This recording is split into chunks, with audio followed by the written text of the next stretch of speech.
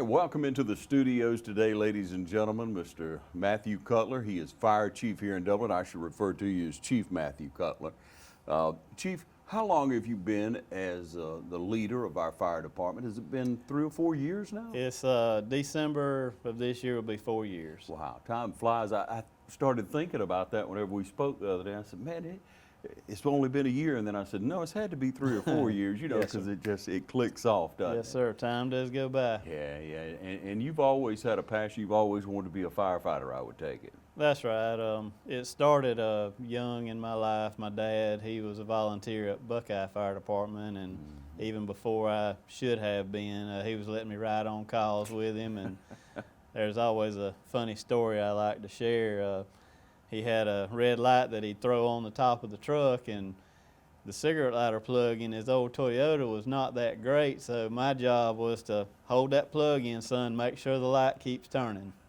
That is good, man. So you had an important job from the very start, didn't you? That's right. So he borned it in me. Yeah. What was your dad's name? Lynn Cutler Sr. Yeah. And he passed on in 2016. Yeah. Shed a lot of wisdom and light into your life, didn't he? Yes, sir. He sure did. Yeah. And when we have a servant as a parent, when you have someone like that who's such a leader and a servant to all those around him, you can't help but serve, can you? No, you can't help it. And I just saw him, I mean, not only in the volunteer fire department, he was involved in his church, mission work. He went to Ghana, Africa, I can't tell you how many times, and he was just a servant. Yeah. Community, God, those were family, those were his things. Yeah, yeah. Tell me about your mom and how long your mom and dad were married and that type of thing. Mom and dad, they were married a little over 50 years. We actually were able to celebrate their 50th anniversary a few years before he passed, before he got sick. But she's doing well. She misses him, as we all do, but she goes to work nearly every day at the Dollar Tree over in Dublin. Okay. Got something to do. Oh yeah, that keeps her going. Yeah. Chief, now, in looking back at that and growing up in that environment now, once you became a teen or late teen right in there, you knew you were going to be a firefighter. That's what you were going to do. I knew. What steps did you take to get educated? So the first steps was, with Lawrence County Fire Department, you have to be 18 years of age before you can become a volunteer. There have been some junior firefighter programs. I don't know that there's one going on right now to catch those ones that are not quite old enough, but once you become 18, you can find out what your local fire station is and sign up. I believe you can even go online now and sign up to be a volunteer, and they'll contact you, and the training is done locally here, so you don't have to travel. That's one way to get into it. The other way is a career path, which Lawrence County has career as well, but with us, currently you have to be 21 years of age. But you do not have to be certified. That's a common misconception, and why a lot of people don't apply with the City of Dublin fires. They're like, well, I don't have any fire experience. Well, some of the ones that I've hired in the recent past, all they know is a fire truck's supposed to be red. And once we establish that, I mean, we can go from there and get them all the training they need. As far as us, we do send our recruits to Forsyth to the Fire Academy, 8 weeks of strenuous training, and it's not just how to put out a fire. That's a small portion of it. It's how to survive in the fire station, because it's not like an 8 to 5 job where you just go home at 5 o'clock. I mean, those guys and ladies are in the fire station 24 hours a day for a whole shift, and so you've got to learn how to build a family, build a team at the fire station. Yeah, you know, I've thought about that times, as I'm sure a lot of people have, Chief. They got to stay there 24 hours. You know, we all know firemen. Most of us will know a fireman. That's right. And it's 24 hours, and then, man, what do you do? I don't know if I could do that, but you got the approach there. You have to take it on as a family. This is a team. We're in this together. And exactly right, because that's where the relationships are built, is during that time together at the station. And then once you establish that in the station, then when you're out there on the emergency scene, I mean, you're thinking of them as, well, that's my brother. I've got to help my brother get this job done and help Yeah. the citizens of Dublin and Lawrence County. Yeah, you talk about that training in Forsyth, that 8-week strenuous training. Yes. I've heard all types of stories about that. Maybe you can share a little bit more light about it, but it involves even being in an enclosed type of structure and That's right. how to get the fire out and how to navigate in it and things that, unless you got that real life situation, which, I don't know that it's been going on for, more than 15, 20 years of that strenuous of training. It seems to have gotten more and more serious, I guess you'd say. It has gotten more strenuous. When I got in it back in, I went through the modules 1, 2, and 3 back in '99. I started with Lawrence County in '93, and they gave a basic 101 is what they used to call it. It was just several weeks, and they would train us on a couple days a week, and it was like 60 hours. Well, now it's, I think, 345 hours worth, so it's definitely advanced. But even when I went to the fire academy, it was 3 weeks, and then we were done. And so they've added so much more in there. A lot of it's got to do with we didn't have a lot of physical fitness. These guys and ladies, they run every day. They have to do PT every single day.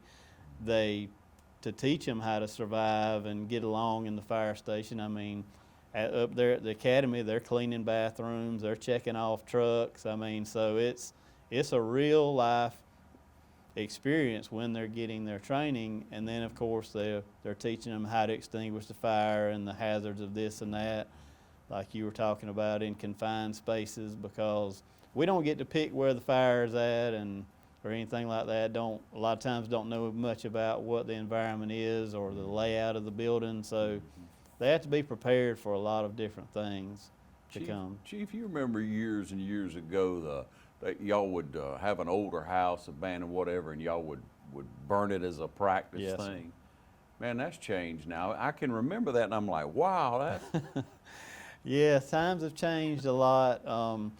In today's time, there is a lot that goes into being able to legally burn a house for training. And with all the permits and there's asbestos concerns and everything, there has to be a certified person come in, take samples, and ensure that there's no asbestos. The shingles have to be removed. Any asbestos has to be taken out of it. And so it's a lot to go through, and a lot of times it's just too much trouble. And a lot of times the houses that people are willing to give us, there's a reason they're giving it to us or they're wanting it gone. And a lot of times by the time we do all that, I mean, it's basically not worth all the trouble. So we've got the burn building here in Lawrence County. The fire academy's got the burn buildings, and so that's a lot of the ways that we're dependent on doing training now, just because of all the EPA, EPD restrictions on what you have to do to legally burn one. Yeah, things have gotten a lot better. We've gotten a lot wiser and, Yes. and progressed a lot over the years, Yes, I we guess, have. Chief. Yeah. Talking to Chief Cutler, we're going to take a short break and we'll be right back with you. You stay with us. Hurry home. Boys, we gotta go.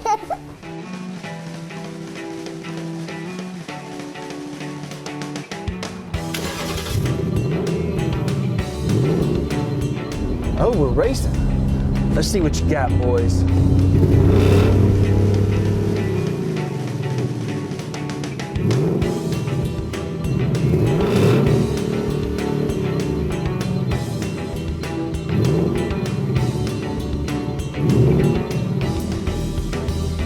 Not today, boys. Hey, I got your text. What's the emergency? What text? Where is my phone? Oh, I think River wanted to play.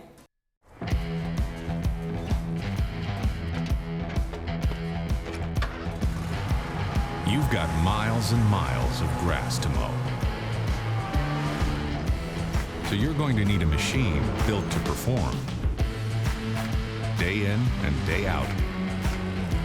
Season after season. You're going to need a Gravely. Built to mow the distance. Now at Myers Equipment and Supply in Dublin.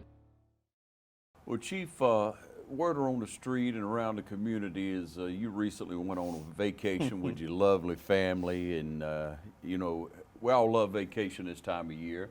and I guess you take it whenever you can. And That's right. You were saying earlier y'all like to go to the beach one year, like to go to the mountains the next year. Now I love the mountains. I love to get up into North Carolina, all up into Tennessee. Yes, sir. There's just beautiful, beautiful scenery up there. It's just so peaceful. And I love to go to the beach too. I don't mind getting a little sand between my toes. And Yes, sir. I'm out there under the umbrella most of the time, but I enjoy the beach a lot. I do. It's good to get away and you know, kind of change your perspective, or you know, just clear your mind for a little while. You know, you were talking about your dad and all he served and how he went and served. You know, well, that's a way of getting away. But we know through the Word that Christ always pulled away after doing so much work, and he'd go be alone for a while and Right. and you know, be with the Father and clear his mind type thing, and then come back. And you know, y'all taking that vacation this year. You never know what you're gonna face in a day, do you? No, sir, never do. It's something different every day. So who was going on a vacation this year? It was myself, my wife, Melissa, daughter Meredith, her boyfriend, that was a new addition, Adam Casto. He's not from around here. He actually works for Valdosta Fire Department, and my son Marshall. Okay. And so y'all in the truck and on the way to the mountains. Yes, sir. It's kind of a trek from here, so we had taken some stops along the way, kind of on the last leg of the journey, and we stopped at a Newfound Gap. Adam had never been there, so we're just kind of showing him around and enjoying the scenery, getting out, stretching our legs for that last push to the cabin in Gatlinburg. All right. Yeah. And so y'all came up on a long line of cars stopped for some Yes. reason, didn't you? Yes, sir. We were on one of those curvy parts, and we were kind of going down a hill and came around the corner, and it was like, whoa, everybody stopped. Wonder what's going on. And my wife could see out her side that she said, oh my gosh, there's a wreck. And then we heard a lot of horns honking, didn't really know what was happening down there. And then we saw a woman running up the hill and was stopping at every car as like she was trying to get somebody to help. And so, as I told you before, we had noticed the SUV in front of us had an International Association of Firefighters sticker on the back window, and I guess he and I had the same thought at the same time. We pulled out of traffic, went around everybody to go down to see what we could do to help. Yeah. And so how far, once you pulled out, about how far do you have to go down? It was several hundred feet we had to go down. It was a pretty long line of cars had stacked up. Yeah, yeah. And so when you got down there, what did you see, Chief? Well, we saw a minivan in the lane that was going up the mountain, and then there was a motorcycle that was up under the front of the van, and there were 2 or 3 people. I saw where it appeared that a woman was doing CPR on the guy, and so I don't know if you've heard this part of the story, but I do carry some of my medical equipment on vacation for a couple different reasons. I've done it for several years, so it wasn't my first time doing it. This is just really the first time I've had to use much of it other than a Band-Aid here or there. Yeah. So I had had my medical bag that's got a lot of trauma dressings, things like that. Had an oxygen bottle, and had the AED in the back of the truck as well. So myself and Adam grabbed all that. My daughter, having a little bit of medical training, she had been through EMT school, and she's working trying to get her paramedic, and so she came down there with us, and I told them to stop CPR. We put the AED on, and which we ended up not getting the advised to shock, so we just continued with that with CPR. And Yeah. And so you were expressing to me a little bit earlier, we were talking how everybody kind of assumed a position of responsibility. That's right, and because of where we were, I mean, I had noticed through the trip that I had my phone connected to the truck, and cell service was 0. And at that location, it was 0, and that was part of what the woman was trying to do, is find somebody that had a signal to get that 911 call out. Yeah. So realizing the severity of the situation, and that I don't know if you've ever done CPR before, but I mean, even in training, people doing CPR find out that it's very strenuous and you give out pretty quickly. Yeah. So realizing that, a line had formed of people that were willing to do CPR, in which there came a time where the man did have a good enough pulse where we were able to stop that. Yeah. So Yeah. we were doing good. How many people in line? At least 20. Wow. I mean, it was amazing. Just people I'm willing to help. Yeah, yeah. What was the date when all this happened? That would have been June the 22nd. Yeah. That was the day that we set out for vacation. Now, you think about that, Chief, all over the place, people worried about the coronavirus. They don't want to be in touch with anybody, close to anybody. They don't know. You know, most people stepping away from each other. But there you are on that road, on that mountain road, on that sharp curve, and 20 people standing out there in line to do CPR. And I've never done CPR, but you say how strenuous it is. Anyone who's done it will obviously be able to relate to that, but to just keep doing it, keep doing it. So 20 people saved a life, really. Saved that man's life. Now, this was the fellow that was on the bike, I'm taking it. Yes. That was underneath. That's right. Yeah. And did y'all find out, did he just lose control coming down the mountain? Or? Never heard what the Yeah. situation, which I mean, Yeah. we kind of surveyed the scene afterwards, and you could see where he was skidding down the. Yeah. I mean, it's You can see the marks. you Yeah, I can mean, see the marks. yeah, we all know if we've been to the mountains how that Oh, yeah. curves and hill things just sneak up on you, and you get to going a little Yeah. fast, especially on a bike. You know, I've wondered about that. You know, you'd have to ride the brake a lot on a bike when you wear a pair of boots out. But Yeah. and you're looking at that. I want to go back and we'll talk about your daughter, you know, your son, your daughter's boyfriend, your wife.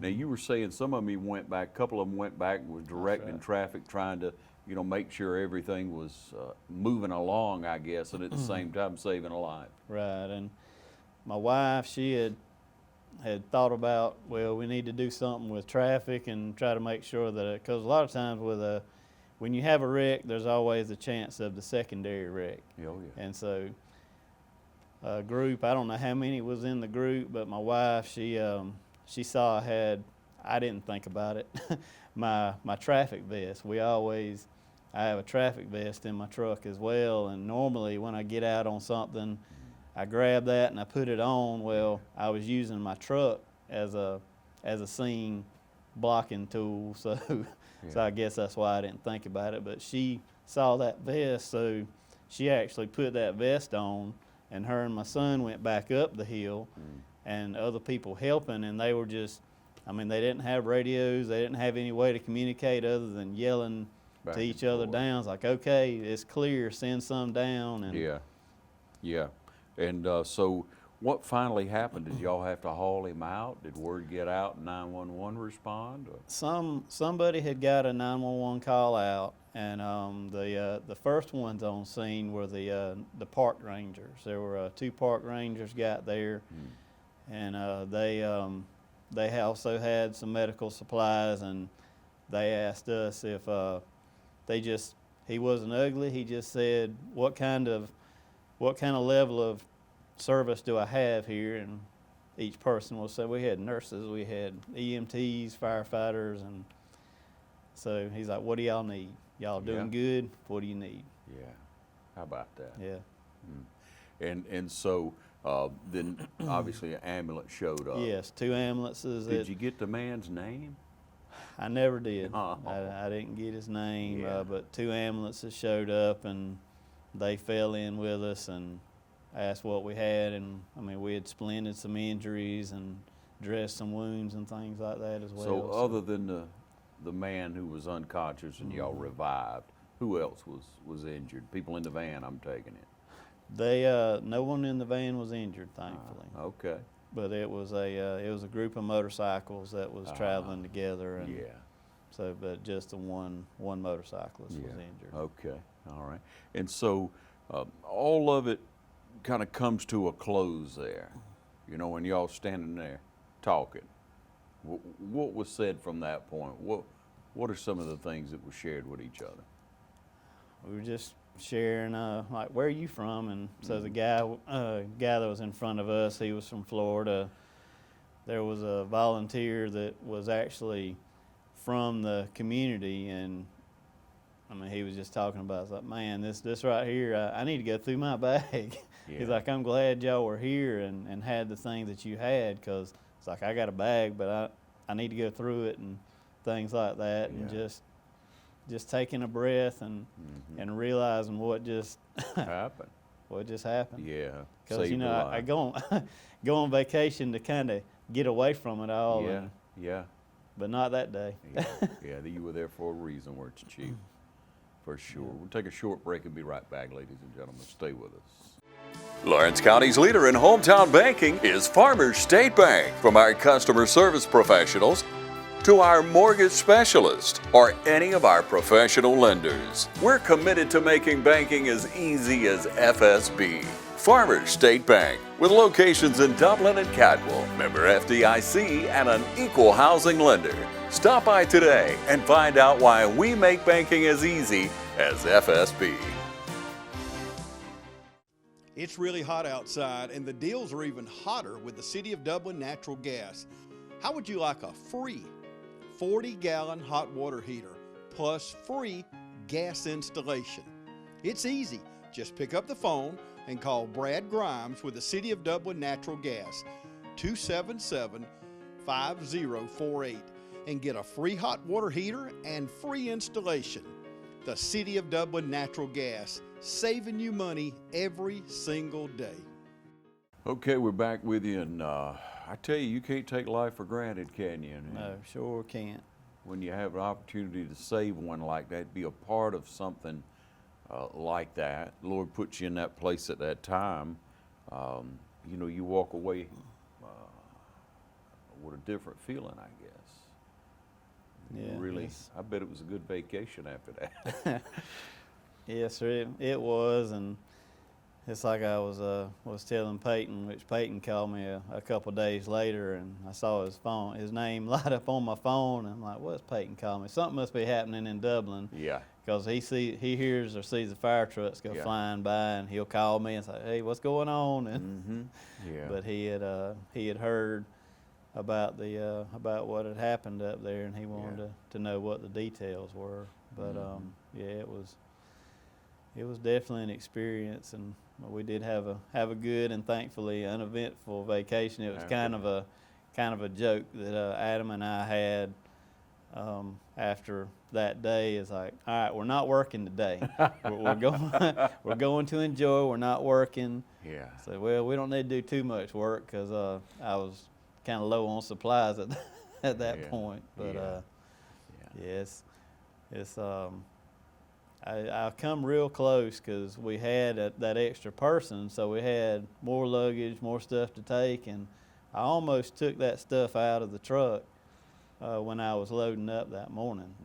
And I was like, I might need a little. I mean, if nothing else, I mean, because a lot of places we go are secluded. If you have to call 911, then it's going to be a while, and so if somebody in my family was injured or come up on somebody that needed help, and I wouldn't have anything to help them with, and which I always, my vehicles have a certified firefighter tag on the back, and so you have to, or I think about it anyway, is if you're identifying yourself as a firefighter, EMT, or whatever, then, I mean, I feel like you're kind of putting it out there that, so if somebody sees that and they need help, well, you're a firefighter or you're an EMT, can you help us?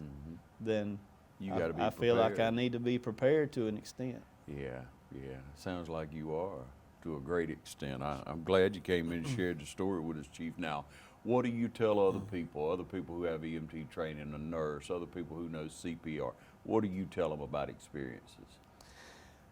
Well, I mean, they know the deal, that if you're out there and you're somehow identified as that, which most times people don't have to call them out. They have it in their heart, they have it in their soul, and they're going to do the right thing and help Yeah, yeah.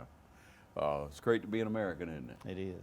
Yeah, sure is. Coming off Independence Weekend and everything going on around us in our community, let's just kind of reflect for a minute, Chief. You know, you grew up here, you've always been a part of this community, you see what's going on in the world.